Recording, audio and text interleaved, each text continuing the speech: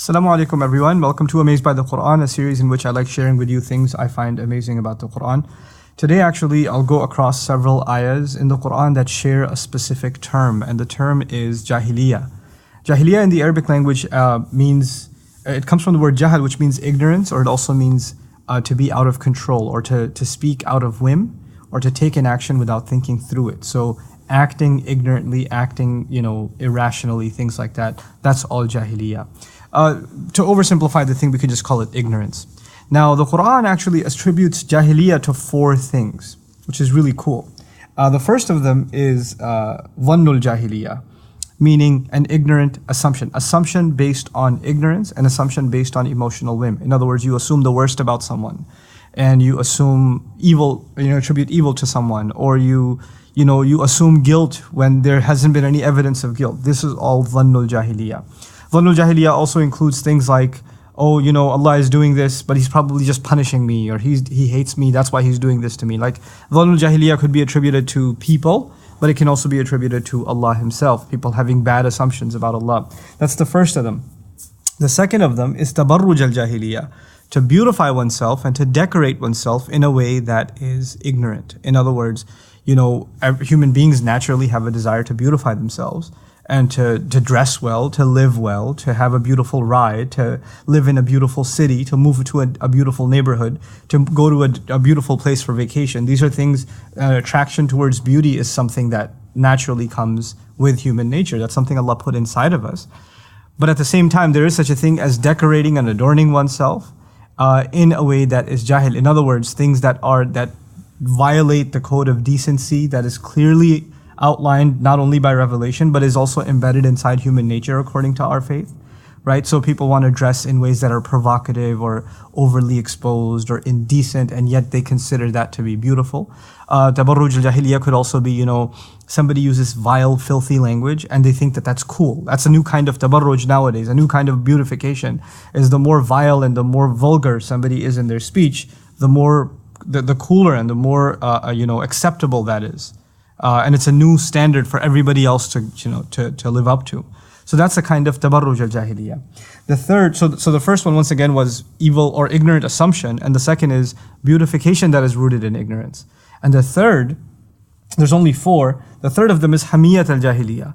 Hamiyya actually means ganging up or siding with someone ignorantly. In other words, your affiliation, your loyalty belongs to a group, and it's really not rooted in anything rational at all. Like people become crazy fanatical fans of a sports team, ready to fight another team after a match. That's a kind of like a hamiyatul jahiliyyah. Or somebody is so convinced that their tribal lineage is superior to the neighboring tribe, and they are willing to insult the other, look down on the other, almost consider them less than human. This hamiyatul jahiliyyah can manifest itself as tribalism. It could manifest itself as nationalism or obsession with sports teams and things like that. It can also manifest itself even within Islam as my school of thought, or my shaykh, or my group, or my friends, and we are the ultimate.